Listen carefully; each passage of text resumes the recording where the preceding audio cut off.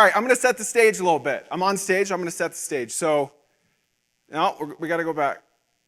All right, I was in this building January 13th, 2005. It was my 18th birthday. This is Bayside High School, not the Bayside High School from Saved by the Bell.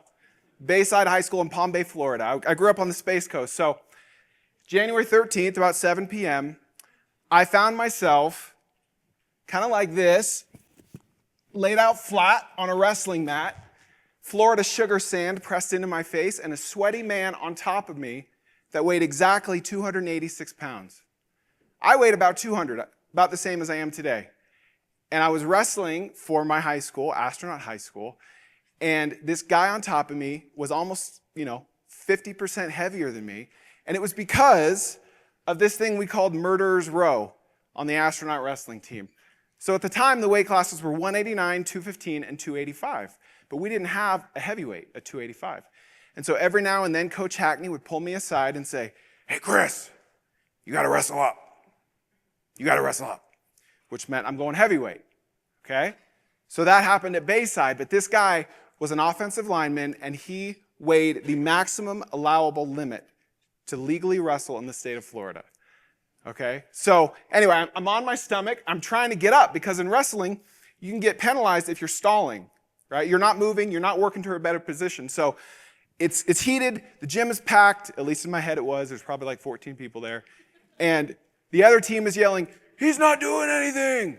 He's stalling. He's not doing anything." And the ref, who's supposed to be composed, looks back at the team and says, "He can't do anything. Look at him, he can't move." Anyway, I ended up winning the match like 2-1, barely, and I wrestled heavyweight like 18 times that year. And so my point of this, and so Kenny was he weighed about 190 pounds, and legally in Florida, if you wanted to wrestle up, you could only wrestle up 2 weight classes. And so he had to take these 5-pound weights at weigh-ins and tape them to his upper inner thighs, and then walk into weigh-ins with bow-legged so they didn't clank together, so he could legally weigh enough to wrestle heavyweight. So Kenny was very grateful that I wrestled heavyweight that day. So my point today is to talk about white whales. Okay? Have you ever read Moby Dick? Okay. I probably got the Spark Notes in high school, so I didn't remember, so ChatGPT helped. So in Moby Dick, you got this guy, Captain Ahab, and he's pissed off because he chased this white whale and he lost his leg because of it. So then he was driven by vengeance to go back and get him. And Ishmael tells the story from his perspective. And I won't spoil the end. I'll get to the ending at the end. But Ahab had one thing right, and that's he just needed this one white whale. He just needed one, and he'd be set for life. He had some other things wrong, but he had that right.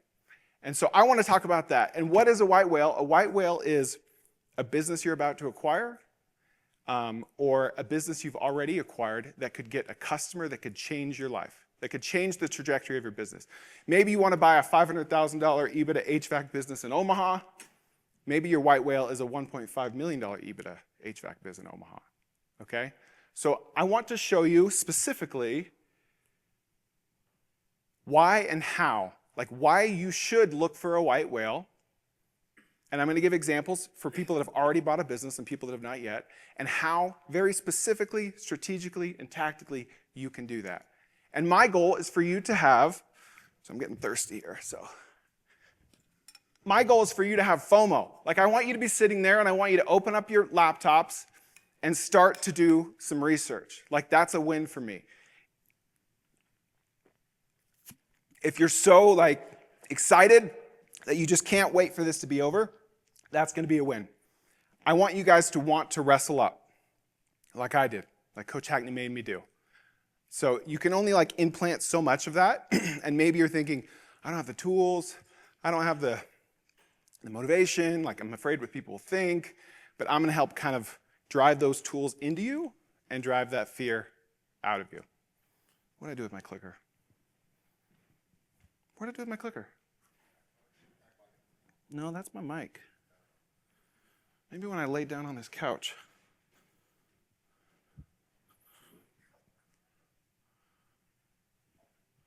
Where is my clicker? Do we have a second clicker?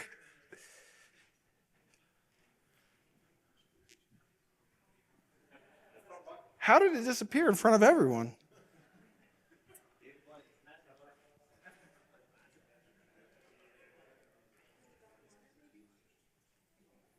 Maybe.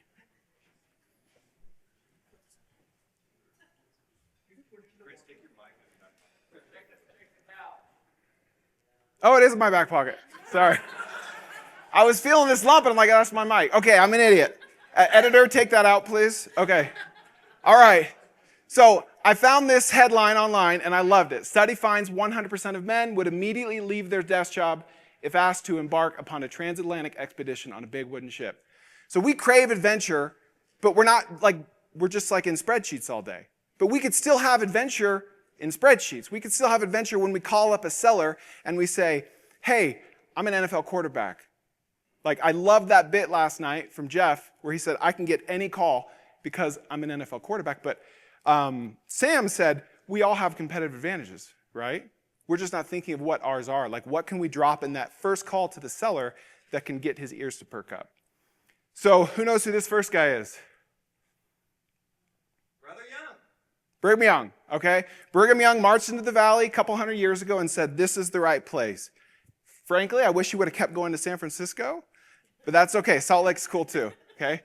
This next guy is my third great-grandfather who was on that expedition. He was a pioneer, like I want to be in my own kind of small biz world, a pioneer.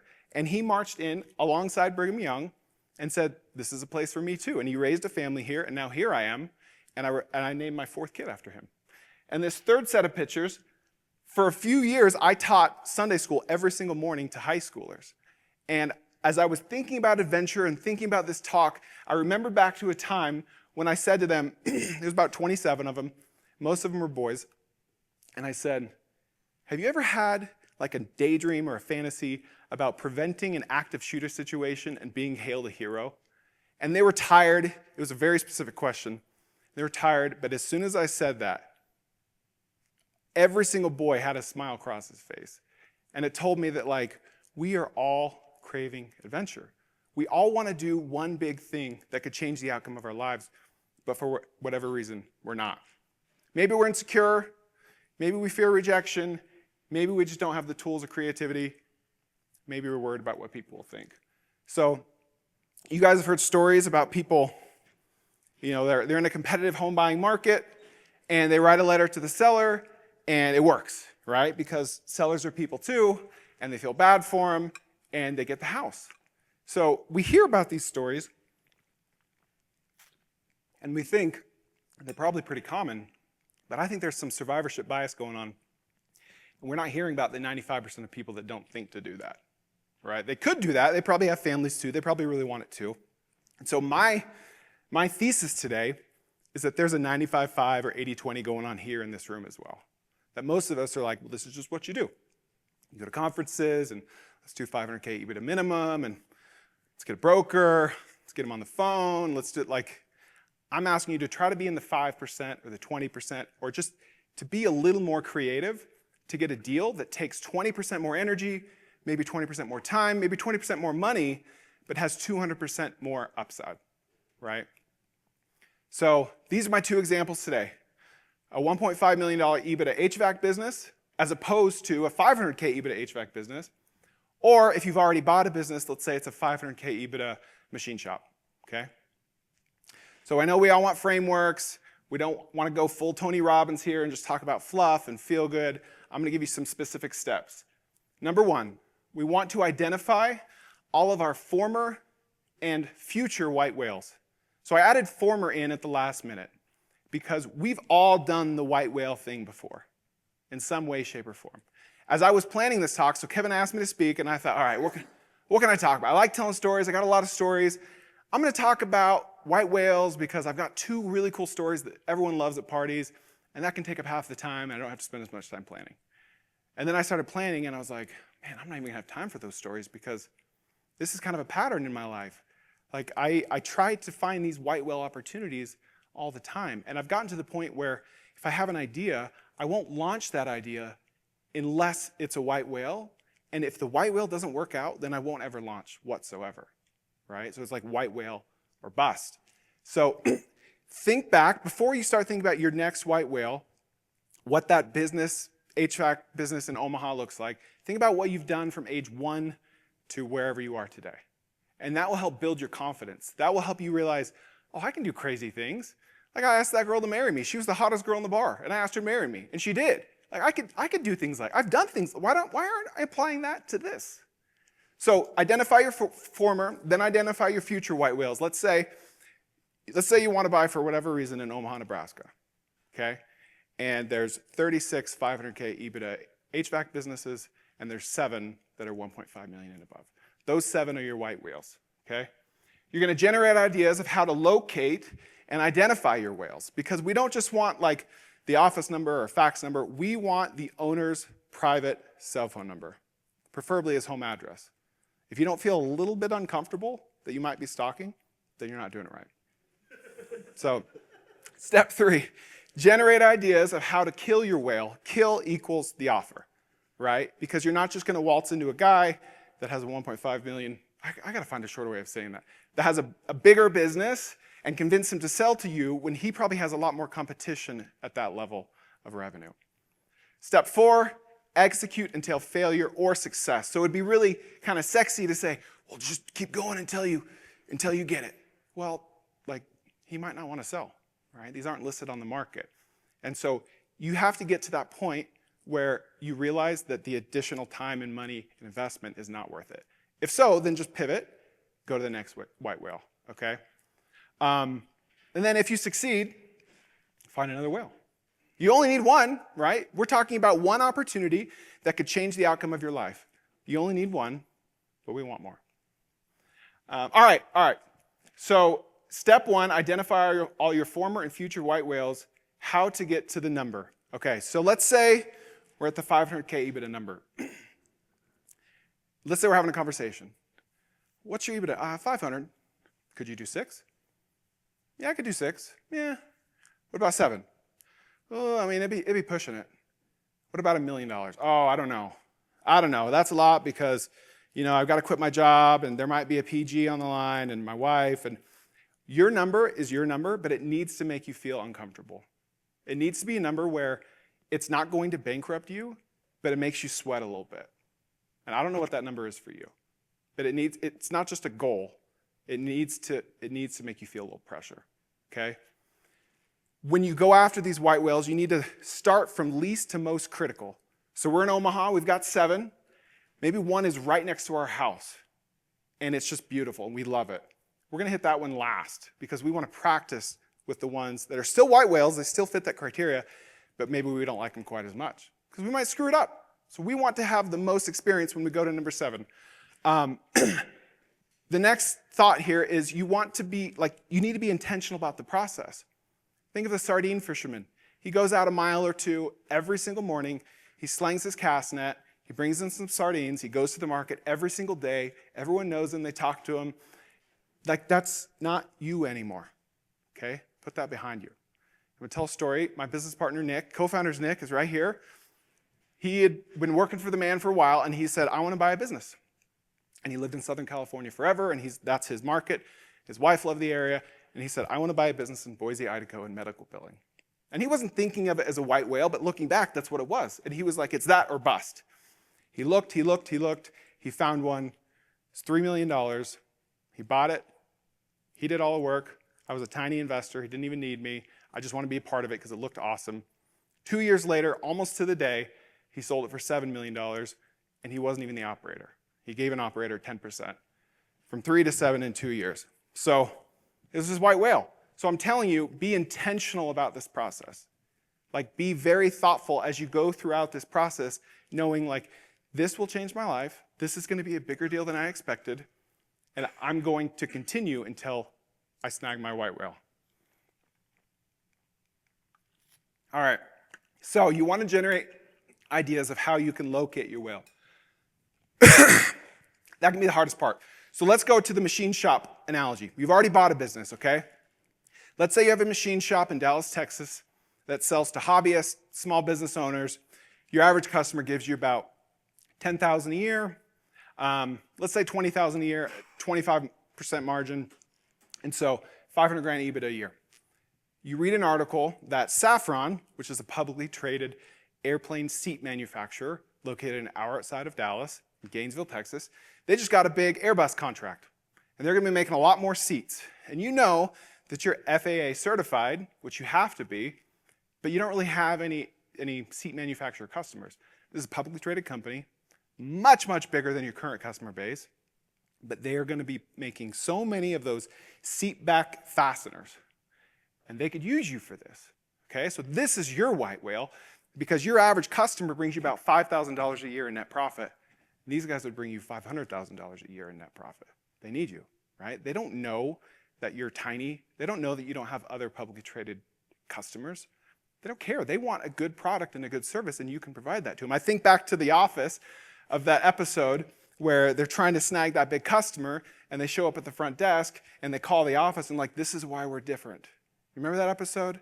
And they call, and then Pam answers, and they're like, oh, like, white whale. They're being creative. So this is specifically how you can find more contact information on sellers or on customers. TLO, and we'll send out these slides afterwards. TLO is like really hard to get software. You're not going to want to mess with it, but you can go to Upwork, and you can find freelancers that have access to TLO. TLO gives you so much information on a person that you feel like you're breaking the law as you read it, which is perfect, okay? CPAs, you've heard the phrase hire 1 to hire 10. Well, don't just go to one seller at a time. Go to one person that touches hundreds or dozens of sellers. They know their books. They know they have a good business or a bad business. You could skip the whole process of going directly to sellers if you just went directly to CPAs and say, hey, do you have any HVAC businesses that might want to sell, that might be getting near retirement age? Upwork, go to Upwork and just say, I want a skip tracer. They're very affordable. SearchBug, I use SearchBug for mass validating phone numbers. It's like 3 cents each. You upload a list of phone numbers, and it'll say landline, VoIP, cell phone, okay? Outscraper, I use to just scrape large quantities of businesses across Yelp, Google Maps, or anything. Truthfinder is kind of like a cheap background check service, like a light background check service. Sly Broadcast you can use for sending ringless voicemail drops. Let's say you have 400 white whales on your list. You could send a voicemail to all of their phones without their phone ever ringing for about 20 bucks. Email Sherlock, it's a way of like a reverse email search where if you have their email but not their address, you just upload the email and it will give you everything else on that person. Phone Validator is the same thing as SearchBug, but just one at a time. If you have 7 white whales, just go there and type in 7 phone numbers at a time. And then batch skip tracing is kind of like TLO, but in bulk. So I like to find sellers where they're not, where they are, but they're not known, okay? Strava. Maybe they're really well known on a social media platform, but they're also on Strava. And if you comment on one of their Strava activities, you'll compete with no one. So I get a ton of DMs on Twitter, and I don't read most of them, but I just started on Instagram, and like every DM is like, oh, I got a DM, right? So I read and respond to all those. YouTube, find their YouTube, comment on their video. I know a lot of these boomer sellers probably don't have YouTube accounts, but they could be commenting on other YouTube videos. Goodreads, anywhere someone has a username, you could find them, and you can comment on them. TripAdvisor, I found a seller on TripAdvisor once, and he was just a serial TripAdvisor guy, just commenting on all these things. I found him there. Paid LinkedIn ads. I read a story about a guy who really wanted this job, and so he found the guy that would be hiring him that was just getting mobbed, and he used paid LinkedIn ads to target ads with like his face, pointing at himself, naming the hiring manager by name, first and last name, and said, tell your friend John to contact me, to hire me. And so John starts getting all these texts all day long from all these randos on LinkedIn saying, hey, what is going on here? Like, are you being scammed right now? PayPal, this is genius, okay? Take a list of email addresses. You don't care if they have PayPal accounts or not. You upload it to PayPal in bulk. You send them all 5 cents, 2 cents, $1, whatever.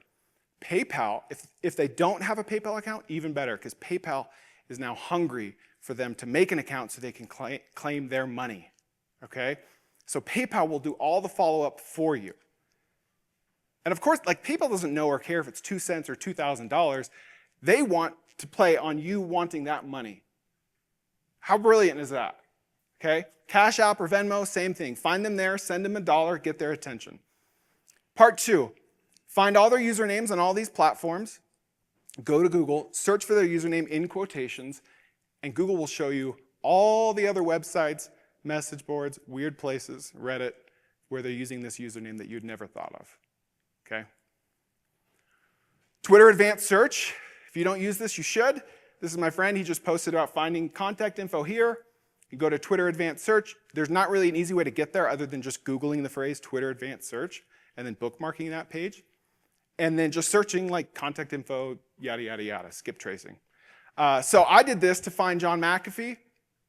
Back in 2018, I had this idea. I thought I could predict where crypto was going. And John McAfee, the most private person in the world, the late John McAfee, I didn't know his email. No one knew his email. So I guessed it. You can guess his email. So I just tried jm@mcafee.com, John at McAfee, John McAfee. They kept bouncing back. Oh, man. That was aggressive. And I found his email. And then I showed up at his house after he said I could show up at his house. Okay? It was 1:23 p.m. on February 27th, 2018. And we started a business together.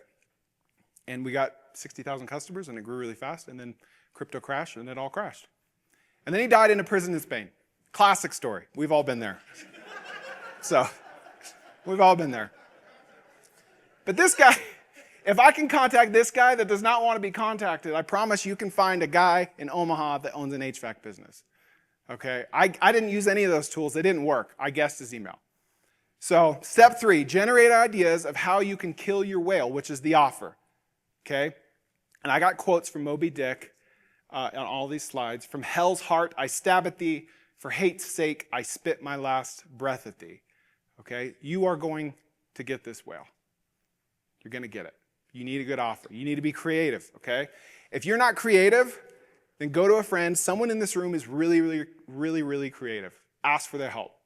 So this is your strategy. Pride. Get his pride involved. This is why you never want to say to a seller, hey, what's your bottom dollar?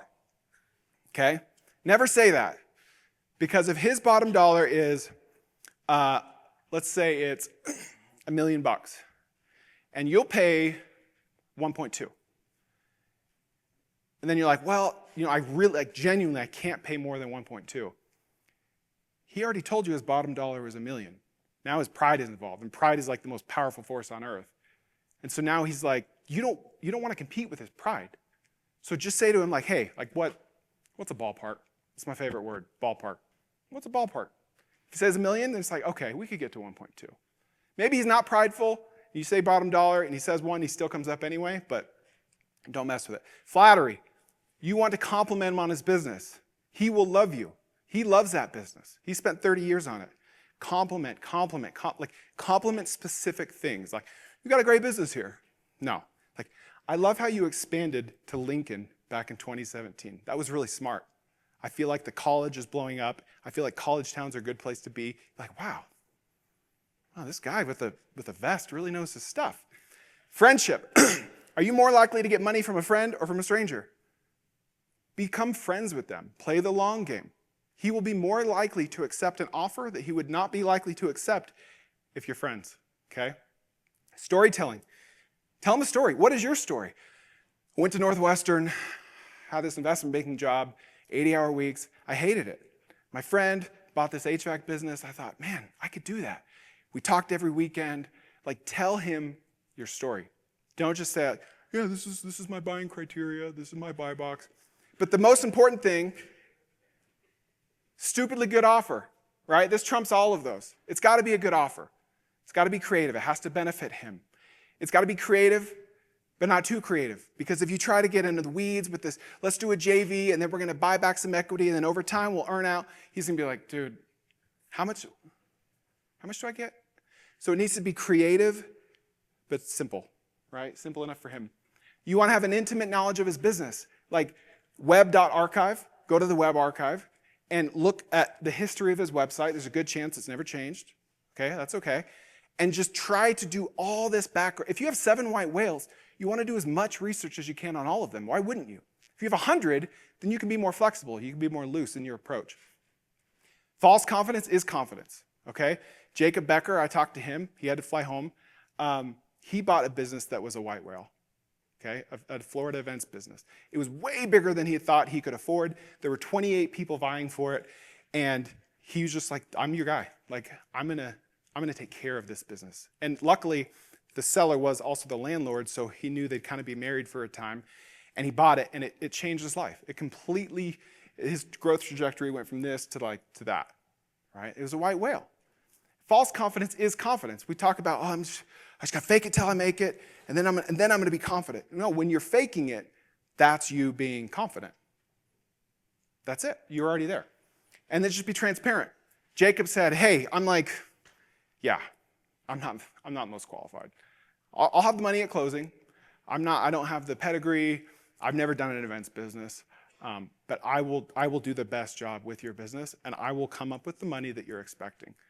Just like saying so much that you're kind of cringe at yourself as you do it. Also, this book is really good. I recommend that book. So, creative deal structure. These are the tactics. Even more creativity and positive RAR. I invented this acronym, and don't get on me because there's an acronym that's actually real, that's similar. It means return on additional risk, okay?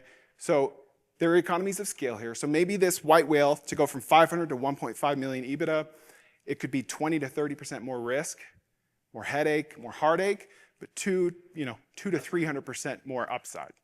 Okay, you've got more upside on the exit because you're starting from a bigger basis. So think about that, your return on additional risk. That's kind of where you land at your white whale.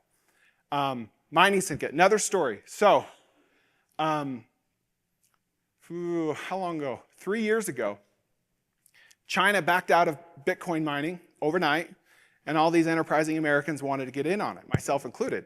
And so Nick and I, we started talking about it, and we kind of had this conversation where this is a very short window. If we can get in on this now, then let's do it. If not, then let's just keep doing what we're doing. So we go to Biz Buy Sell. Believe it or not, there are still deals on Biz Buy Sell. We found 2 for sale, 2 mining facilities. One was in Oregon. They were the same size. It's measured by megawatts. They were both 2.5 megawatts.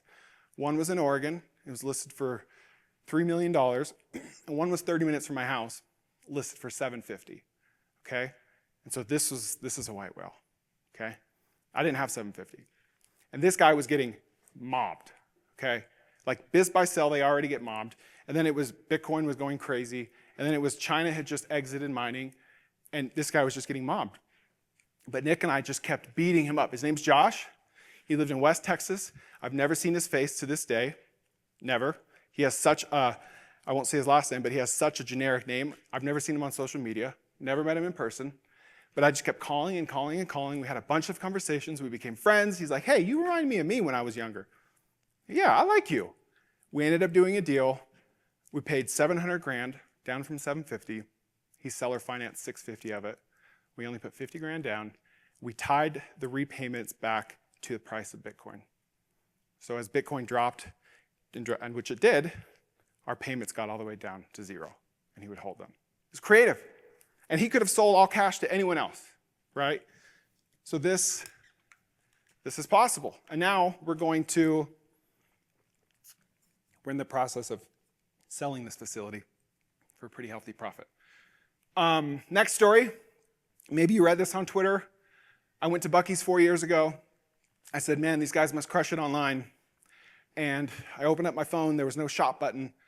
And I realized they don't sell it online.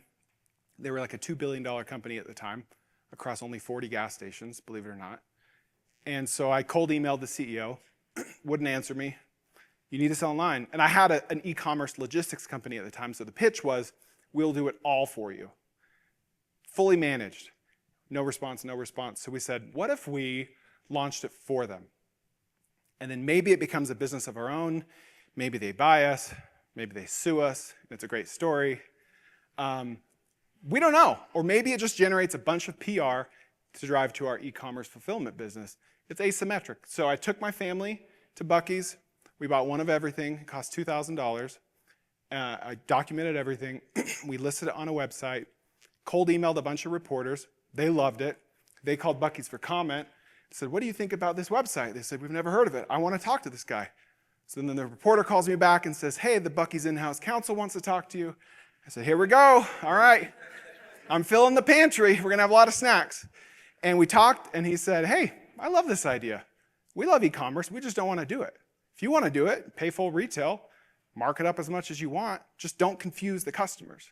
There's this thing called first sale doctrine where you can sell a company's stuff. You just can't pretend to be that company. So we put some disclaimers up there, and we've been in business 4 years and do mid-7 figures in revenue. And it's profitable and just growing steady Eddie. We're like the only website dedicated to reselling Buc-ee stuff. And it all started with, what if we tried this? Wouldn't that be crazy? So, step 4, execute until failure or success. Captain Ahab failed for a very specific reason. Okay? He was driven by vengeance. He was driven because this same whale had taken off his leg and he was pissed off. Okay? You are not driven by vengeance or revenge, I assume. So Ishmael, the narrator of the book, was the only survivor. That's how it ends. He didn't kill the whale. Here I am talking about white whales, and it didn't even work in the book that I'm talking about. But it's because his why was off. He had the wrong why. And he didn't pivot. He could have said, all right, I tasted a white whale. He took off my leg. That's a lot of blubber. I can sell that for a lot of money. I'm going to go find another one. Or he didn't get out there and was about to, they had all kinds of crazy experiences and he just kept going. He could have said at any point, this whale's a little crazy. Let's just try a different whale. He could have pivoted. And I'm telling you guys, if the seller is just saying no, go down the line. Pivot. So those are the failures that he made. Step 5, the last step, rinse and repeat. Better to sail with a vengeance-seeking captain than none at all. Chip on your shoulder. So when that first seller tells you no, or the first seat manufacturer tells you no, then just let that be a chip on your shoulder and drive you to the next one. These are some of my white whales I wrestled up in 2005 in Hungary. I served a mission for my church, and it completely changed my life. I left a gamer, and I came back just ready to conquer the world. 2010, I was in college. I signed a 5-year lease with a personal guarantee for a store that was the dumbest decision to all of my mentors at the time. I wanted to fix iPhones, and they said, start in your dorm room, start small. And I was just like, no, I'm going for broke. And I don't recommend that. But that was my white whale, and I exited and made a lot of money for a 20-something-year-old. 2014, I had another business, and we were living in Alabama. We were happy. And I looked at all my customers, and they were within a 1-day drive of Alabama. I thought, well, there's not a lot of big cities within a 1-day drive of Alabama. So I pulled out a map. I saw Dallas. You had 1-day shipping to all these big metroplexes. We moved my family to Dallas, and my business went from this to this. McAfee story, the Buc-ee story. And I just want to tell you guys, you're Ishmael. This is you guys right now, okay? And so I can give you a lot of ideas. You can write down these websites. But it's up to you to execute on this plan. So this is the acronym. It'd be great if it worked out to this being a talk about having a bias for action. Yo, now! But no, you only need one white whale. And you're just taking asymmetric bets, right? Over and over and over. Upside, your life completely changes for the better. Because right now, you're probably thinking, I'm going to buy a 500K EBITDA, and do it for a couple years, and then do another one, and tuck it in, and roll it up, M&A, and it's let's skip a lot of that. Because it's not a proportional amount of risk to the amount of upside that we're talking about. Downside, you have a great story. I've got all kinds of white whale stories that didn't work out. I did a Kickstarter once, completely failed. We took my family on a road trip around Europe. Serbia stopped us at the border, and they said, you can't drive through Serbia. Turned around, and we went to Italy instead. We're going to go from Paris to Greece. And anyway, it's a great story. I've got great stories. So I've always wanted to do this. Look under your chair, and you'll see a white whale sticker, okay? Seriously, I put stickers under every seat in here. And so you can put this on your computer, on your mirror, on your desk. It's not a car. It's not a Lexus. It cost me about 46 cents a piece, I will admit. But it could be a reminder for you to chase your white whale, okay? And now you're accountable to all this. Now, I hope I planted some sort of a seed, Maybe you've got a little bit of drive to just look at things differently. Now you're accountable to that. Now if you go home, talk to your spouse, maybe your goal is the same, maybe it's different, but you're at least accountable to it. So I've noticed in my life that all of these stories, they all started at the end of the sentence, what if we tried? So please try. Thank you.